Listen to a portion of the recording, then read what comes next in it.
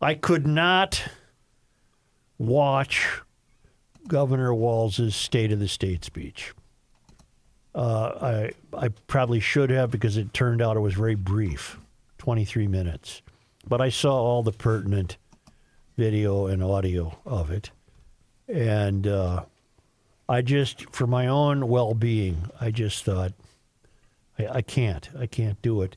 But he did spend, 2/3 of it criticizing Trump. It was more of a campaign speech, really, than a State of the State address. Everything that's wrong with Minnesota right now is Trump's fault. Yeah. And I have nothing to say about it because I didn't see it. And for some reason Didn't you give yourself that homework assignment? I did. But I didn't follow through. I couldn't do it. So I don't think I missed much. I think he thinks the state's in good shape, and anything in the state that's not in good shape would be the fault of Trump. Well, of course. That's how it works. So, in regards to that, his quote, if we don't govern responsibly, someone else will get a chance to govern irresponsibly, and I refuse to let that happen. He did get booed, though. well, he has not governed responsibly. He did get booed last night. Well, I'm sure the Republicans. Students being swept up, shoved into unmarked vans, and fathers being tossed into Salvadorian gulags without a hint of due process. There's I don't really, know if that's happening, Tim. There's really, the Maryland man is another good example of how you've got to peel back layer upon layer upon layer to discover what a bad guy Abrego is. Fathers being tossed into Salvadorian gulags. I have the cartoon bubble of a dwarf tossing contest. They're just being heaved in there. See you later. But gaslighting in full effect last night. Wow. Did you hear or read any about any of the opposing viewpoints from Lisa and the like? I heard Lisa speak, yes. Okay. Yeah. It's a pretty divided house. It certainly is. It's a pretty divided house. What did you make of his kind of offering an olive branch to the Republicans, saying that we work together and et cetera, et cetera? Boilerplate BS. We don't know that. Didn't mean a thing. He's asking the Senate and House to pass his $66 billion budget proposal and around $5.5 billion in cuts over the next 4 years. Most of what would be controlling costs at the Department of Human Services, where state budget officials warn reimbursements for disability services could consume half the budget by the 2030s. Speaking of the Department of Health and Human Services, Mary is really taking a lot of heat, isn't she? Yeah, she is. Mary. Why is that? Mary Take your pick. Mary made the front seat of the Minnesota Star and Walz Journal with a headline that says Moriarty in hot seat with Tesla decision.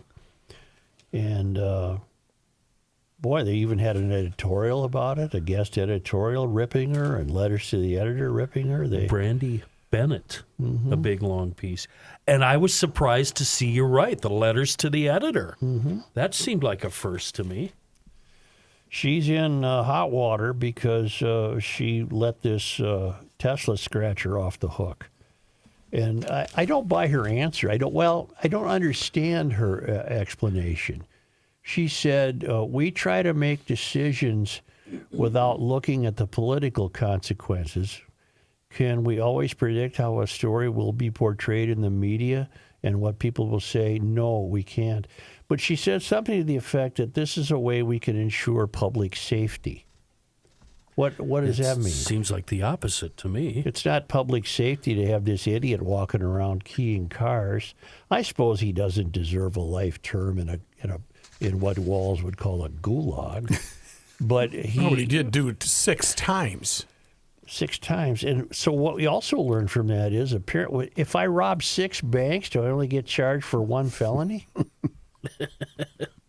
Mary? Well, no, if you rob the bank, you have to give the money back, and then you won't be charged with anything. But Mary's in hot water, and I was surprised at that. I'm not going to put any great faith in the idea that people have had their eyes open to how dangerous she is, but she's getting some heat even from the friendly paper. And from the prosecutor up in Anoka County. Did you see that? Yeah, that was a fun conference. Was it a press conference or just a press release? I think it was a press release. Press release, Yeah, I think. Yep. yeah. But she had a press conference, didn't she? Don't even get me started. GLers, oh, God. Now what? He started.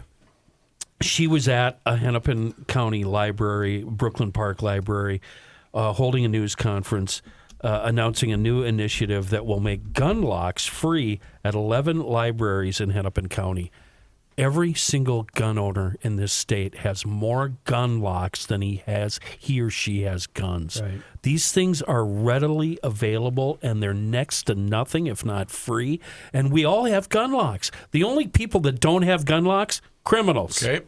Are they going to the libraries? And do you think they're going to go in and go, oh, my goodness, I need a gun lock for my criminal gun? I don't think so, Mary. I don't have a gun. Was this connected to the Supreme Court deciding not to hear Minnesota's appeal of Minnesota does not want to give carry permits to 18, 19, and 20-year-olds, and the Supreme Court refused to hear the case. Yeah. And last night on the 5, we learned that Lucky Rosenblum, who his dad was Tiger Jack, who I knew Tiger Jack pretty well. Lucky Rosenblum has been teaching carry courses for 20 years. Yeah, forever. Yeah. And he will not teach 18, 19, and 20-year-olds, which is his personal decision. And it doesn't bother me in the least. That's what he said, I'm not doing that. And he's getting taken apart for that he's called he doesn't believe in the Second Amendment and what have you. Well, of course he does. He's just deciding that no, I'm not doing that, and which is fine with me. The 18-year-olds causing troubles with guns are not going to take a carry course anyway. Thank you. Thank you. I didn't have to say that. Thank you. So good. I say good for you, Lucky. What the hell? You're standing on your own. You want to be able to sleep at night, unlike the prosecutors in the Central Park 5 case. If you ask me, there's no higher responsibility than gun ownership and carrying a gun. And you have to be a pretty serious gun aficionado to carry. I have told so many of my relatives, well, I'm going to get a cute little 38 and put it in my nightstand and get a permit to carry. And it's just, I just tell them, don't do that. Then the grandkid will shoot a friend who's over playing with it. Well, in theory, that person would put a gun lock on.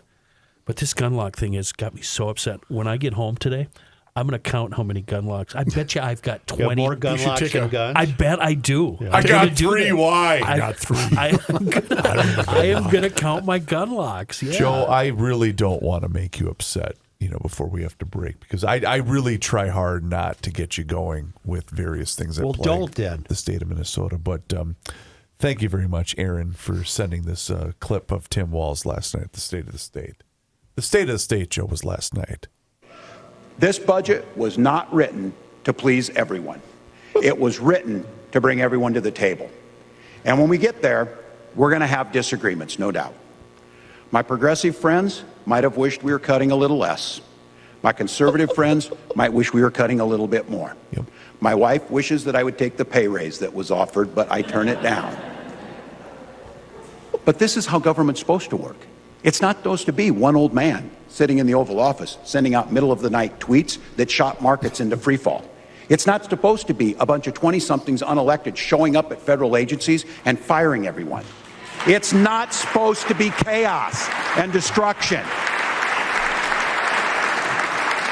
It's supposed to be good people elected by their neighbors with differing opinions coming together to negotiate in good faith. I got you. The Mink weighed in and he said he thought Timmy's speech should have been called "The State of the Guy I Hate." Pretty good. That's good. It's a weak